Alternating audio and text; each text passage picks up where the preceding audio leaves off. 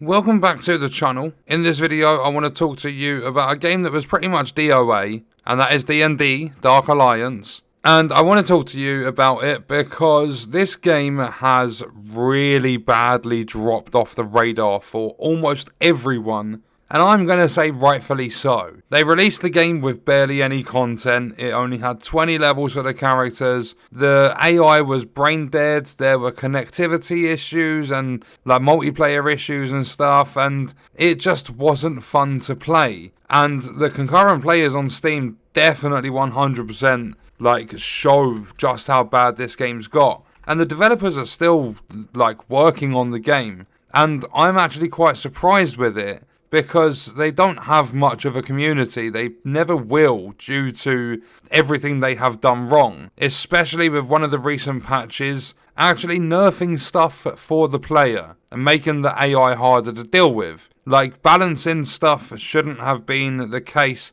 It shouldn't have come into the game. They should just focus on optimizing it and making it stable to actually play. And not only that, having it so that the AI are actually aware they're inside a bloody video game where there's people coming to kill them. So they have patch notes, and they read that lore items or the Now It Makes Sense achievement, it now triggers correctly. If you collected all collectibles before this game update, you'll need to create a brand new character and pick up a collectible for the achievement to pop. The one at the base camp works. So they've had an issue with an achievement, and it now pops up, but you have to start an entirely new character. Whether that takes 2 seconds or 5 minutes, it doesn't matter. It's the fact that they can't do it so that it just triggers for people that have interacted with these collectibles. They've increased the font size because, text for objectives, dialogue and journal entries now have an increased font size. It didn't need to be changed, in my opinion. There might be some people that complained about it or whatever,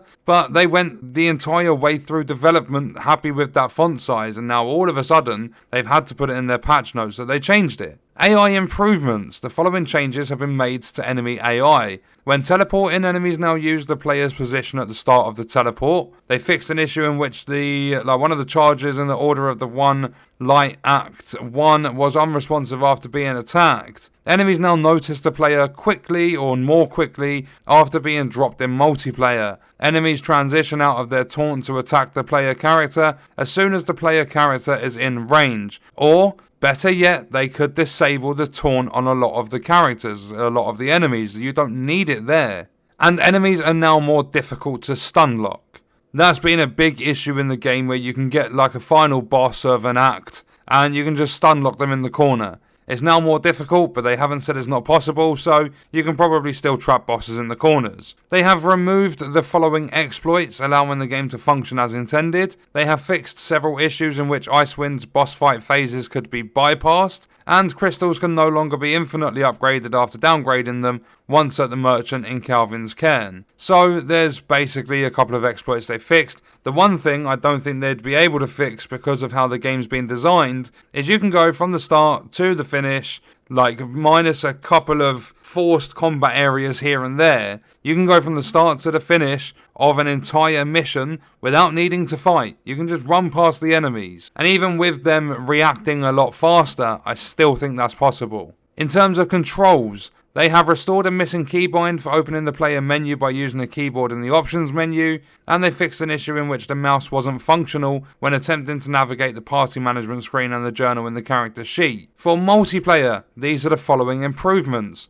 The party host can access the trophies menu in base camp. They have resolved the delay when attempting to pick up quest essential items in multiplayer. They have fixed an issue in which players would sometimes join a public session after accepting an invite from a friend. There are stability improvements, matchmaking improvements. I mean, if you're on Steam, you ain't matchmaking with their concurrent players. Absolutely no way. They fixed issues in which players would be unable to enter boss rooms after teleporting to the party leader. There are fixes to rubber banding. They fixed an issue in which muted players would get unmuted automatically after returning to the camp. They fixed an issue in which Catty Bree's healing spirit effect lasted until the players were loaded back into the base camp. They fixed an issue where starting any act alone, while in multiplayer set the act to difficulty challenge rating 1. Quick play bonus now provides XP in the tally screen. They fixed Alchemist fire damage not displaying in multiplayer, an issue in which the forced respawn button would disappear after pressing start. And Coldstone Guardian Armor's set bonus invulnerability now expires after Bruner's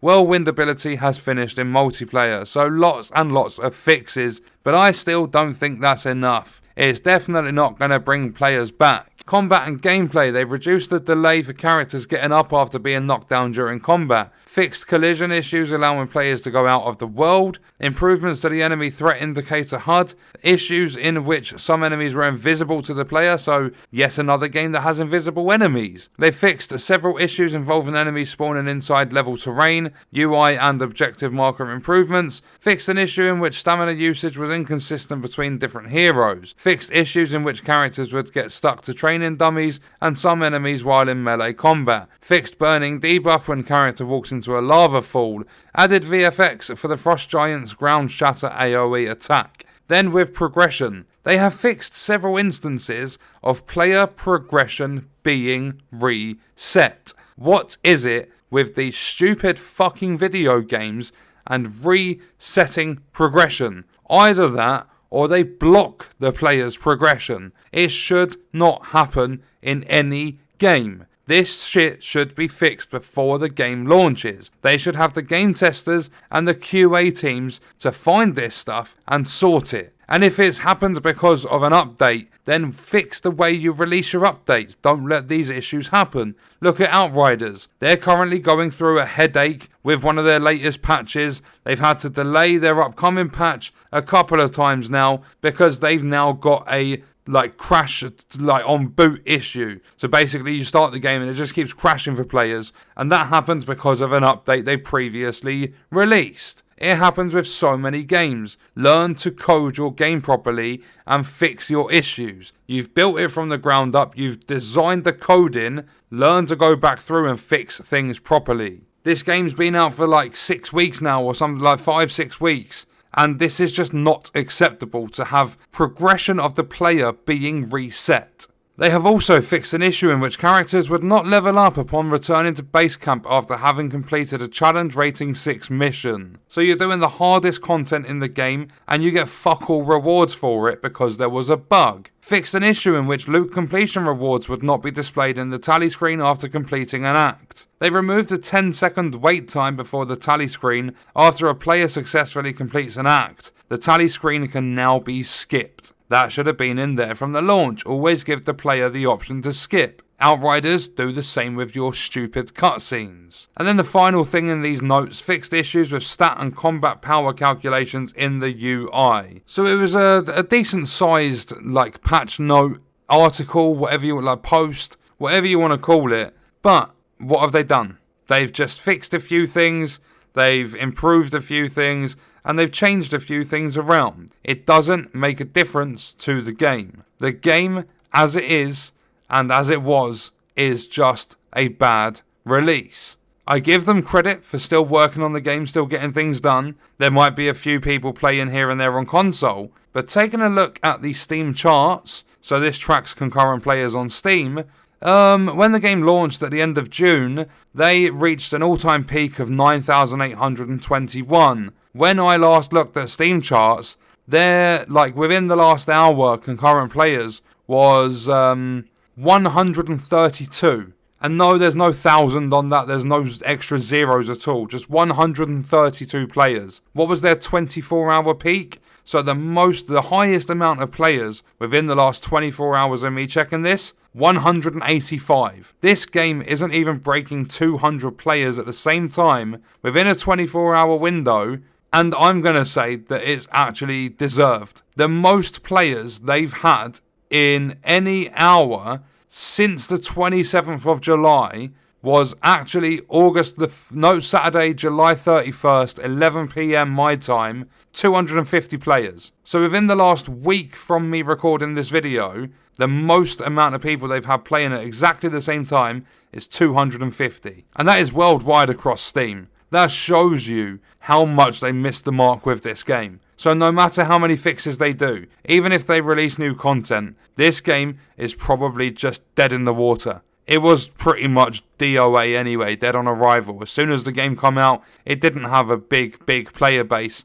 And right now, those just under 200 players that are playing on Steam, they're like probably diehard like Dungeons and Dragons fans or something like that. They're like true hardcore fans for this game. There might be maybe 5 or 10 people just playing casually for whatever reason. But you look at the gameplay cycle, you look at what's involved, you look at the missions, and like if you've been playing the game by now, you've probably done most, if not all, of what there is to do across multiple characters. So these bug fixes are completely irrelevant. And not only that, is it going to work? Is it going to break different things? When's their next patch going to be? Because there's probably a lot more they still need to fix. There are so many questions. So I would say this is rightfully dead within the community, less than 200 concurrent players within a 24-hour window. But I do, at the same time, have to give them credit for still patching the game, actually doing quite a bit within their patch notes, and explaining what is actually going on within their patches, because their first patch, they didn't say anything. There was no detail, no nothing, and some of the stuff they mentioned, it looked as though there were no changes at all. So credit to them for still working on the game, but at the same time, I would say it's rightfully got no player base at all pretty much. But that's going to do it for the video. Let me know your thoughts and stuff in the comments, and I'll see you in the next one. I hope you guys enjoyed it.